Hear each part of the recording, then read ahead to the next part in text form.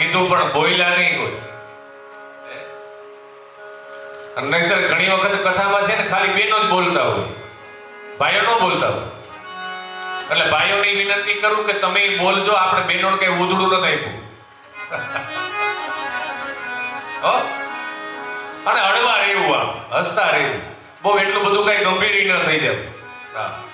મને ખબર છે કે આ કથા સાંભળી પ્રસાદ લઈને ઘરે જવાના છે. આપણે કોઈ ગિરનાર ભેગા આપણે ગિરનાર જાય એમ નથી, તો વૈયા ગયા હોય.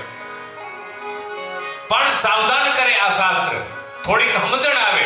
અને એટલે જ કીધું સમજણ વિનાનું જીવવું ભલે ને જીવો વર્ષ હજાર, સમજીને જીવો ઘડી એક તો સમજો બેડો પાર. કાં તો આપણે આપણું કલ્યાણ કરવું હોય ને, કાં તો સદગુરુ ભગવાનના શરણમાં જવું પડે, અને કાં તો શાસ્ત્રના શરણમાં જવું પડે. આ સિવાય કોઈ છૂટકો જ નથી, રસ્તો જ નથી. સાચી શાંતિ ત્યાં જ મળશે. દુનિયાનો દરેક માણસ શાંતિની શોધમાં છે.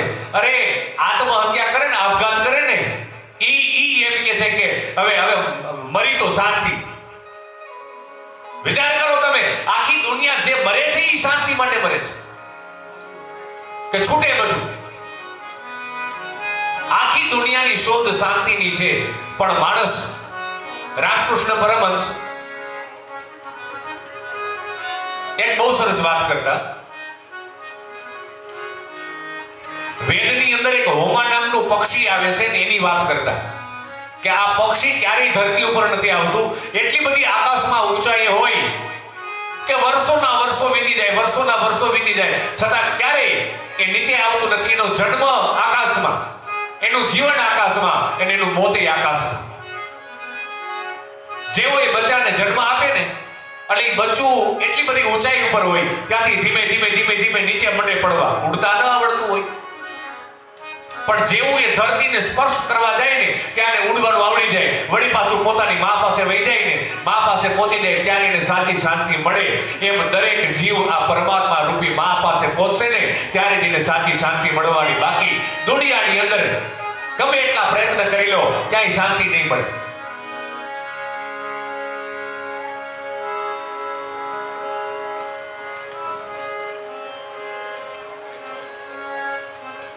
અને ભાગ્યશાળી હોય ને, એની ઘરે આ ભાગવત ભગવાન પધારે. ભાગવત એટલે ભ એટલે ભક્તિ, ગ એટલે જ્ઞાન, વ એટલે કે વૈરાગ્ય, અને ત એટલે કે તપ. અને તમે બધાએ તો ઘણી કથાઓ સાંભળી છે, એટલે તમને બધાને ખબર છે ભાગવતજીના સ્વરૂપ વિશે. ભાગવતજીની અંદાજ 18,000 શ્લોક છે, 335 અધ્યાય છે, અને 12 સ્કંદ છે.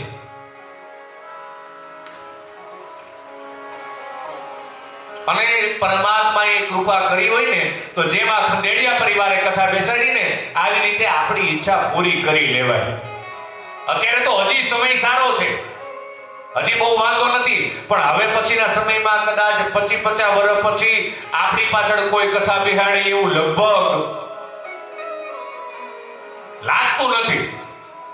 કોઈ સદભાગી જીવ હોય ને એનો પરિવાર એની પાછળ બેસાડે તો સારું. એટલે એના કરતા છે ને આ જીવતા જ સાંભળી લેવાય. આપણી પાછળ કોઈ કથા બેસાડે એ વેમમાં બહુ રહેવું નહીં. એના કરતા આપણે જ જીવતા સાંભળી લેવાય. જેમ ગંગાજીને કિનારે પરીક્ષિત રાજાએ સુખદેવજી મહારાજ પાસે 7 દિવસ સુધી કથા સાંભળી અને પરમાત્માના ધામને પ્રાપ્ત થયા. આ કોઈ જેવો તેવો ગ્રંથ નથી. આપણા પુષ્ટિ માર્ગની અંદર તો એવું કીધું છે કે નૈન ભરી અને નિરખો સજની અહીંયા શ્રી વ્રજરાજ બિરાજે છે. અહીંયા સાક્ષાત પ્રભુ બિરાજે છે. આપણે ભાગવતજીને જો અહીંયા કોઈ નહીં બેઠું હોય ને, અને એક વસ્તુ યાદ રાખજો, તમે અહીંયા અમને પગે લાગતા જ નથી. હા, પગે શું કામ લાગો છો? એક આદર હોય, સંસ્કાર હોય. બાકી અહીંયા જોજો, હું હોય કે તમે હોય, આપણે કોઈ પણ જગ્યાએ કથા પૂરી થઈ ગઈ હોય પછી જાય તોય વ્યાસપીઠે પગે લાગવા જાય છે. શું કામે? કારણ કે અહીંયા ભગવાન બિરાજે છે. ભાગવત ભગવાન બિરાજે છે. પુષ્ટિ માર્ગની અંદર તો કીધું છે કે જબ લગ ગોકુલ ગામ ગોસાઈ તબ લગ સાચે કલયુગ નાહી. ત્યાં સુધી કળિયુગ શું કરી શકે કે જ્યાં સુધી આ ભૂતલ ઉપર ધરતી ઉપર ભાગવત ભગવાન બિરાજે છે, ત્યાં સુધી કળિયુગની કોઈ તાકાત નથી કે જ્યાં સુધી આ ધરતી ઉપર ગાય બિરાજે છે, ગંગા અને જમના બિરાજે છે આ ધરતી ઉપર. કળિયુગની તાકાત નથી કે એ આવી શકે. આમ તો કળિયુગનું આયુષ્ય છે ને 4,32,000 વર્ષનું છે. એમાંથી અત્યારે હજી ખાલી 5,500 વર્ષ ગયા છે. તોય આપણે શું કહી છીએ, આહા નક્કી કલિયુગ આવી ગયું. હજી તો કલિયુગની શરૂઆત છે. અને 6 મહિનાના બાળક બોલશે, એની બોલી કોઈને નહીં સમજાય. પંડિત હશે, ડાયો માણસ હશે, મૂર્ખાને પૂછવા જશે. અને એટલા માટે હજી આપણી પાસે સમય છે.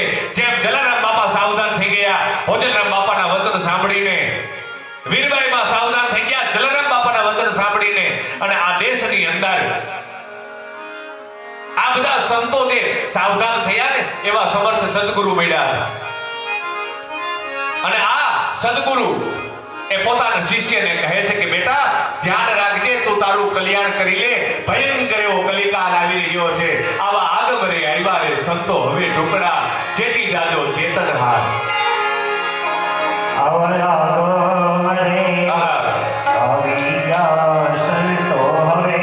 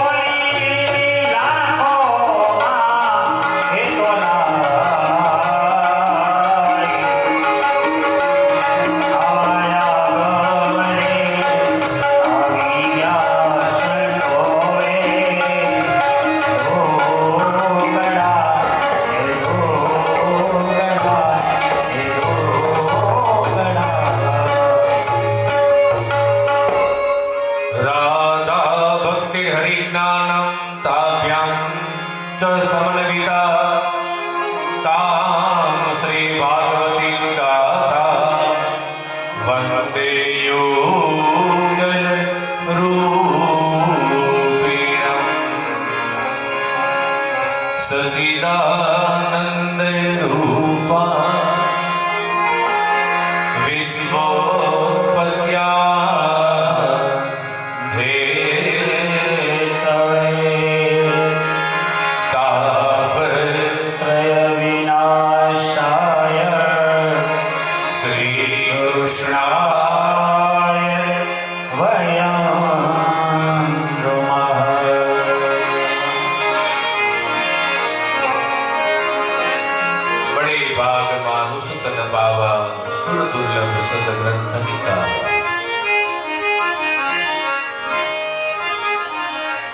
ભક્તિ જ્ઞાન વૈરાગ્ય અને તપનો સમન્વય હોય તો એ શ્રીમદ ભાગવત છે.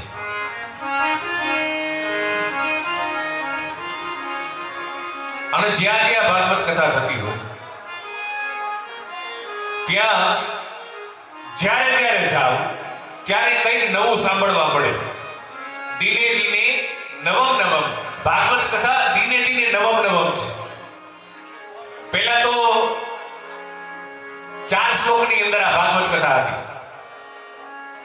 તમે સાંભળી છે એટલે પછી ખબર હોય. ઘણી વખત એવું થાય કે કથામાં બેઠા હોય પણ મન કથા ન હોય. મન તો ક્યાંનું ક્યાં આટા મારતું હોય. હા, આમાં નાથ દ્વારા કેટલા ગયા છો? નાથ દ્વારા હાથ ઊંચો કરો. નાથ દ્વારા ગયા હોય એટલા હાથ ઊંચો કરજો. સરસ. ત્યાં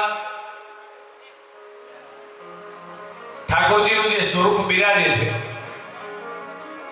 એ પ્રભુનું નામ શું?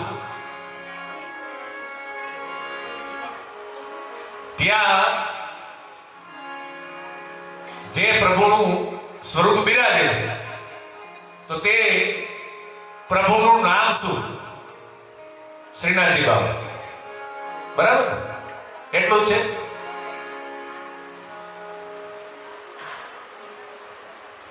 પહેલો અક્ષર છે શ્રી, પછી આવે, પછી સ્પેસ આવે.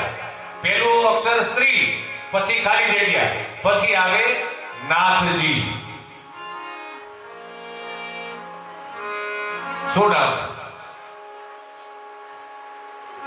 આટલું જ કીધું તમને.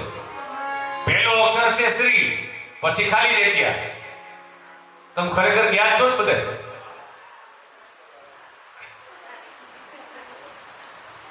પહેલો અક્ષર શ્રી, પછી ખાલી જગ્યા અને પછી આવે નાથજી. તો વચ્ચે આખું એક ભગવાનનું નામ છે. હવે ખબર હોય એ કહેતા નહીં, બાકી છે ને તમને બધાને લેસનમાં કાલે છે ને પાછો પૂછીશ, ગોતી રાખજો.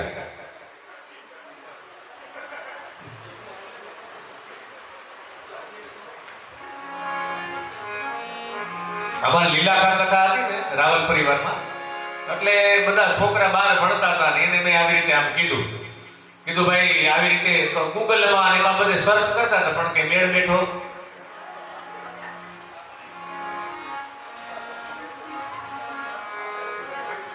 તો કાલે આ પાકું લેસનમાં તમને કીધું યાદ કરી લેતા આવજો. પહેલો અક્ષર શ્રી, વચ્ચે ખાલી જગ્યા, પછી આવે નાથજી. એટલે ભગવાનનું નામ થયું. બોલીએ શ્રી ગોવર્ધન ધરનાથ ભગવાન કી જય. જેણે ગિરિરાજ ધારણ કર્યો છે ગોવર્ધનનાથજી, ગોવર્ધન જે નાથજીને ગોવર્ધનનાથ છે ભગવાનનું નામ, ગિરિરાજજીને ધારણ કર્યા છે એ ભગવાનનું સ્વરૂપ છે. આપણે મોટી તકલીફ શું છે ખબર છે? આપણે જ્યાં જઈએ છીએ ને ત્યાં આપણું ઇન્વોલ્વમેન્ટ હોતું જ નથી. કથામાં બેઠા હોય તો કથામાં આપણું ધ્યાન ન હોય. અને અત્યારે આટલો ખર્ચો કરી અને પાછા ક્યાં ના ક્યાં જાય ને ત્યાં છે ને ફોનમાંથી મોબાઈલમાંથી નવરા નતા હતા. પણ અહીંયા આવ્યો છો તો પ્રકૃતિનો આનંદ લઈને ભાઈ એ ફોટા તો પછી એકાદ બે પાડજે પછી જોજે, પણ એમાંથી જ નવરા નતા. જે વસ્તુ જે સમયે જે તત્વનો લાભ લેવાનો હોય લઈ જ નથી શકતા. અને આપણને બધાને એમ છે હો કે આપણે તો આમ બેભવ જીવવા આવ્યા છે, કાંઈ નક્કી નહીં, ક્યારે શ્વાસ પૂરા થઈ જાય, ક્યારે જગત છોડી નીકળી જવું પડે ને, કાંઈ નક્કી નથી. અને એટલા માટે જગતગુરુ શંકરાચાર્ય ભગવાન કહે છે, અંગમ ગલિતમ પલિતમ મુંડમ દસર વિહીનમ જાતમ તુંડમ વૃદ્ધો યાતિ વૃદ્ધવા દંડમ તદપિન મુચ્યતિ આશા પિંડમ. કાંઈ ભરોસો નથી, છે કોઈ ભરોસો? હું જ લ્યો ને, હું આ સવારે ભાગવતીની આ કથાની પોથીની બધું તૈયાર કરતો હતો, ત્યાં એવું કમરમાં કડાકો બોલી ગયો તો 12 વાગે દવાખાનામાં હતો. એ હજી છે જ તકલીફ, પણ ભગવાનની કૃપાથી ધીમે ધીમે ધીમે નહીં વાંધો આવે. અને પાર્થને મેં ફોન કરીને કીધું કોઈ કહેતો નહીં વાંધો આવે ભગવાનની દયાથી. વળી પાછું બધા ચિંતા કરશે.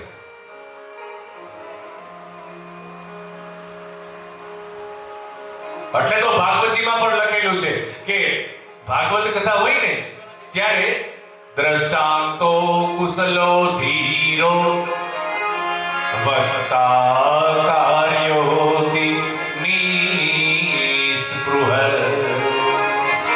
જેમ એક કથાકાર હોય એવી જ રીતે એના ઉપાચાર્ય પણ એવા હોવા જોઈએ કે જેને ભાગવત કથા આવડતી હોવી જોઈએ. કારણ કે સમયનો કોઈ ભરોસો નથી, કથા બંધ ન રહે. એક કથાકાર ન આવે તો એની જગ્યાએ બીજા કથાકારે કથા ચાલુ કરી દેવી. સનત કુમારો આજ કરતા. આનંદ નામના ઘાટ ઉપર જ્યારે કથા થઈ ને, નારદજીએ જ્યારે કથા બેસાડી ને, ત્યારે ચારેય ભાઈઓ વારાફરતી કથાનો અધ્યયન કરે છે, વાંચે છે. એમ આપણી કથાની અંદર મને આમ તો ચિંતા જ નહોતી. એટલે આમ હતી કે ભાઈ આપણે જેની જવાબદારી લીધી હોય અને પરિવારે આપણા ઉપર ભરોસો મૂક્યો હોય આપણે જવું જ જોઈએ. પણ બપોરે 2:30 વાગ્યા સુધી ઊભું થવાય એવી પોઝિશન જ નહોતી. પણ ભગવાનની કૃપાથી સતમાયતમ રાખી દીધું.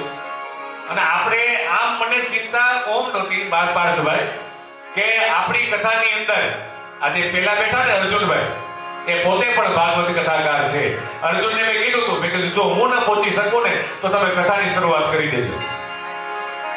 લગભગ આ ભરતભાઈ સુધી સમાચારમાં આપ્યા નથી. ભરતભાઈ કીધું નથી, પણ ભગવાનની દયાથી પછી આજે થોડોક આરામ થઈ જશે એટલે નહીં વાંધો આવે. નહીં તો મેં પાર્થને કીધું હતું, પાર્થ તું ચિંતા નહીં કરતો, હવે તમારી કથાની જવાબદારી છે મારી છે. હા, કારણ કે યજમાન બિચારા કેટલું કરે. અને આ એટલું સહેલું કાર્ય નથી. આ ભગીરથ કાર્ય એટલે જ કહેવાય છે. ભક્તિ જ્ઞાન વૈરાગ્ય અને તપનો સમન્વય હોય તો આ શ્રીમદ ભાગવતજી છે. અને એમાં આજે કથાના પ્રથમ દિવસે આપણે જ્યારે મંગલાચરણ કરવાનું હોય ત્યારે પહેલા ગણપતિ દાદાને ભગવાન જ્યારે દ્વારિકાની અંદરથી જાન લઈને નીકળ્યા ને, રથ મીંડો ખૂંચવા માધવપુર જતા હતા ભગવાન લગ્ન કરવા. એટલે પછી રથ ખૂંચી ગયો. એટલે રથ ખૂંચવાનું કારણ જ્યારે ભગવાન પૂછે છે ત્યારે ઋષિ મુનિઓએ કીધું કે તમે બધાની પૂજા કરી પણ મંગલ વિનાયકની પૂજા નથી કરી. અને અહીંયા ગરવા ગણેશને યાદ કર્યા. આપણે કોઈ પણ શુભ કાર્યની શરૂઆત થાય ને એટલે પહેલા ગણપતિ દાદાને યાદ કરવા પડે.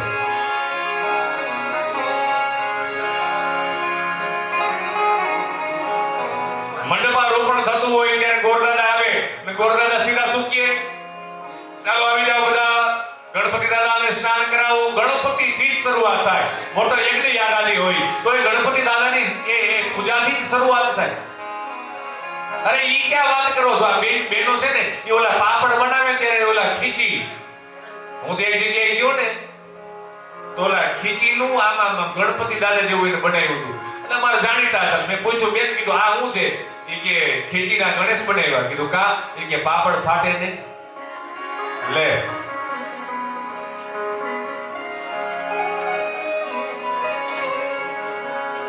કોઈ પણ શુભ કાર્યની શરૂઆત અને ઘરેથી 12 વખત ગણપતિ દાદાનું નામ લઈને નીકળીને એટલે આપણું કામ સફળ થઈ જ જાય. પણ ભરોસો હોવો જોઈએ. આપણું મન છે ને, આપણું મન કેવું છે ખબર છે? આપણે ગણપતિના 12 નામ લઈ અને ઘરની બહાર નીકળીને એમાં મીંડળી જોડી ઉતરી, વળી પાછા ઘરમાં આવીને બેસી જાય, વળી પાછા પાણી પી, ચા પી, વળી પાછું આમ મન છે ને આમ થોડુંક આમ શાંત કરી અને પછી વળી પાછા ભગવાનના નામ લઈને પછી પાછા બહાર નીકળી. આપણે શું કહી અપશુકન થયા. હવે અપશુકન તો ઓલી મીંડળી થયા. ઈ બિચારી હવે હાથ ઘરે બાટક છે તો એનો મેળ પણ માણા પોતાનું જ વિચારે. નહીતર એટલો ભરોસો હોવો જોઈએ કે હું ગણપતિ દાદાના 12 નામ લઈ અને નીકળો છું. હવે કદાચ ગમે તેમ થાય મારું કામ સફળ જ હોય, આવો ભરોસો, આવી શ્રદ્ધા કે ભરોસો જ નથી. ભગવાન હામાં આવીને ઉભા રહી જાય ને તોય આપણે શું કહી બહુરૂપી લાગે છે. ભરોસો જ નથી. અને ભક્તિ ભગવાનની આ ભક્તિ માર્ગ છે ને ભરોસાનો માર્ગ છે. અને એટલે જ સુરદાસજીએ કીધું હશે દ્રઢઈને ચરણન કેરો ભરોસો. હે ઠાકોરજી, મને આપના ચરણારવિંદ ઉપર એટલો ભરોસો છે. એક દીકરી છે ને એ હોડીની અંદર બેઠી હતી અને એમાં બરાબર તોફાન નીકળ્યું દરિયાની અંદર. આપને અડે એવા મોજા મીડા ઉછળવા. બધા લોકો ગભરાઈ ગયા કે હવે નક્કી મોત છે, હવે મરવાના, હવે આમાં કોઈ બચી શકે નહીં. આવું ભયંકર વાવાઝોડું અને તોફાન નીકળ્યું છે. અને એમાં એક નાનકડી દીકરી આમ શાંત બેઠી હતી. એટલે બધા લોકોને એમ થયું કે બેટા હોડી હમણાં ડૂબી જશે.